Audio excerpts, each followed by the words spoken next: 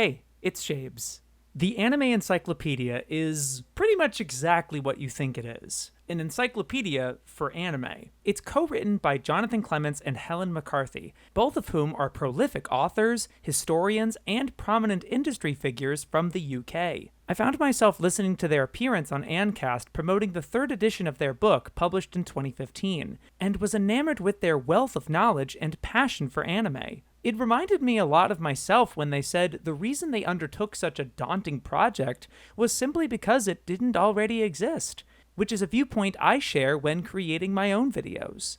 I grew more curious about the book, particularly the first edition published back in 2001, where they mention how it was the first time 300 anime had ever been discussed in the English language, and how they had built, quote, the edifice of information on anime, a baseline of knowledge that enabled academics to do their work. Clearly, an important piece of community history, and very of its time, of course. The internet has far outpaced the encyclopedia since then, with its advantage of hundreds of people freely updating limitlessly on a constant basis. I can understand the limitations that a physical book presents, so I'm not going to judge the encyclopedia quite so harshly for lacking information that I, in 2021, can effortlessly Google myself. Still, I find the first edition to be a particularly interesting relic, a capsule of information that at one point in time was all that was available in English.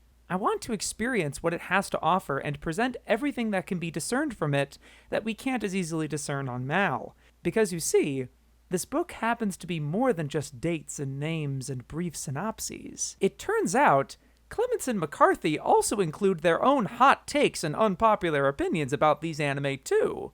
This has been acknowledged by the community at large, and the authors, as a contentious choice, some suggesting it shouldn't be considered an academic source if it's soaked in the two authors' biases. Both authors are entitled to their opinions, defending their inclusion of what are basically old-fashioned Mal reviews, but to me, whatever impact they made on the community with these reviews has already happened, so it's not much use complaining about it. What I want to figure out is exactly what that impact was. Did it make anime fans want to watch or not watch certain anime? Could this have influenced which anime certain companies should try and license? Might it have helped determine what should be considered important or not important to academics? There is no way to ever know for sure, but if a book from 2001 happens to reflect the taste and ideologies that can be seen today in the community, it might not be as much of a stretch. I don't want to just cherry pick a couple entries to paint this broad book with an equally broad brush.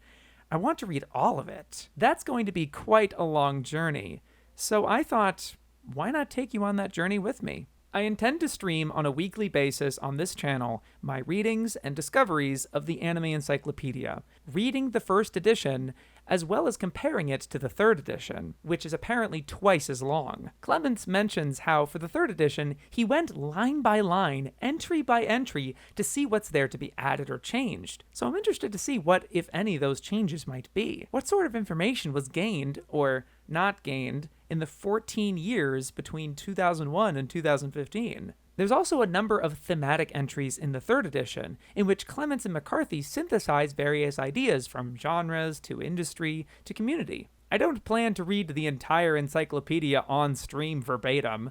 A, that would take way too long, and B, I'm also just not going to show you the whole pages so you can read it for yourself. I paid for both the physical copy of the first edition and the digital copy of the third edition, and the authors have expressed sensitivity to their work being out there online for free. So I don't want to buy into that. But I would like to think, under fair use, I'd like to ideally share and comment on what Clements and McCarthy wrote. They expressed how they want this book to be a conversation, so what better than a stream to do that with? I'll have a more structured plan of how to tackle this tome during the first stream. And at the end of it all, I would like to hopefully compile my overall thoughts and findings in a longer, fleshed out video on the main channel that can answer the following questions. What exactly was revised from the first edition to the third edition of the Anime Encyclopedia? What sort of opinions does the encyclopedia broadly espouse? And how might the encyclopedia have affected the anime community or distribution industry? Anyway, that's what I got going on. Hope to see you in chat. Yo, peace.